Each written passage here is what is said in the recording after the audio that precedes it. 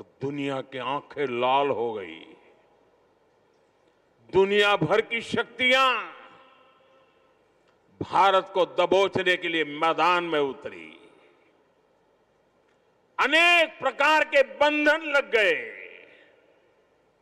आर्थिक संकट की संभावनाओं के रास्ते सारे के सारे बंद कर दिए गए। कोई भी हिल जाता। जब दुनिया भर की बड़ी बड़ी शक्तियां इतना बड़ा आक्रमण कर दें तो आगे के रास्ते दिखते नहीं है। लेकिन हम कोई और मिट्टी के बने हुए हैं। 11 मई के बाद दुनिया हम पर टूट पड़ी थी। 11 मई को वैज्ञानिकों ने अपना काम कर लिया था, लेकिन 13 मई को फिर 2 और परमाणु परीक्षण हुए।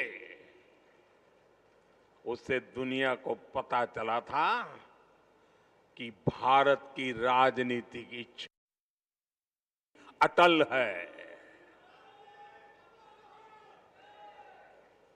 उस समय पूरी दुनिया का दबाव भारत पर था,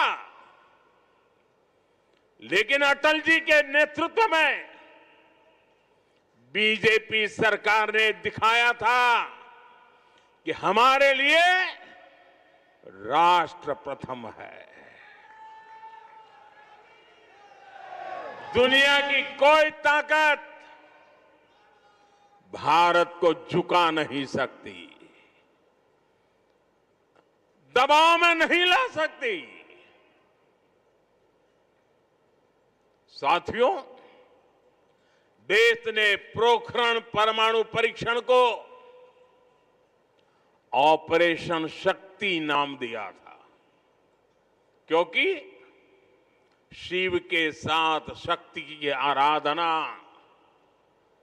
ये हमारी परंपरा रही है।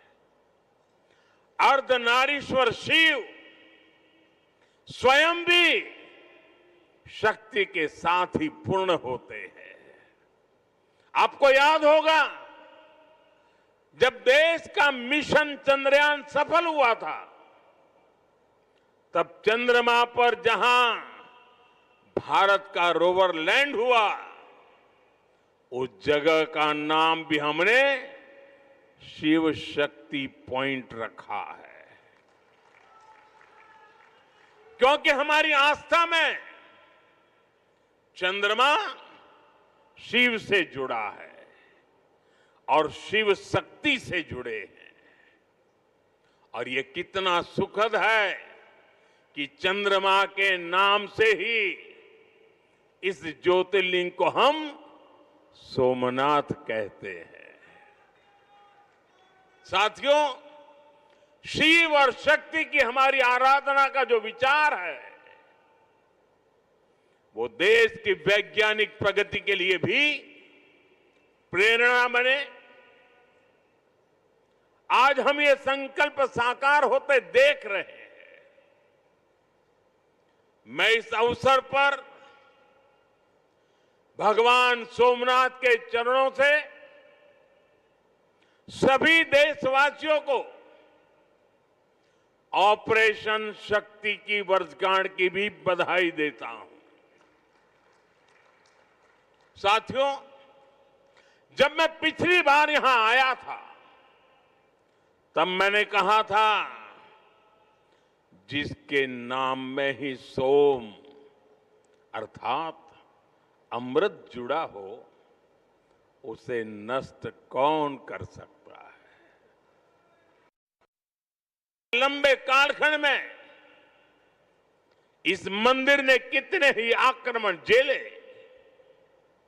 महमूद गजनवी, अलाउद्दीन खिलजी जैसे अनेक आक्रांता आए।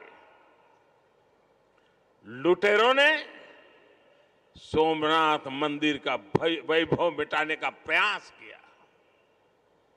वो सोमनाथ को एक भौतिक ढांचा मानकर उससे टकराते रहे। बार बार इस मंदिर को, इस ढांचे को तोड़ा गया और ये बार बार बनता रहा, हर बार उठ खड़ा होता रहा, क्योंकि तोड़ने वालों को मालूम नहीं था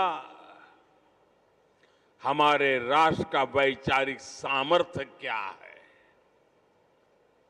हम भौतिक शरीर को नश्वर मानने वाले लोग हैं, लेकिन हम जानते हैं उसके भीतर बैठी आत्मा अविनाशी है।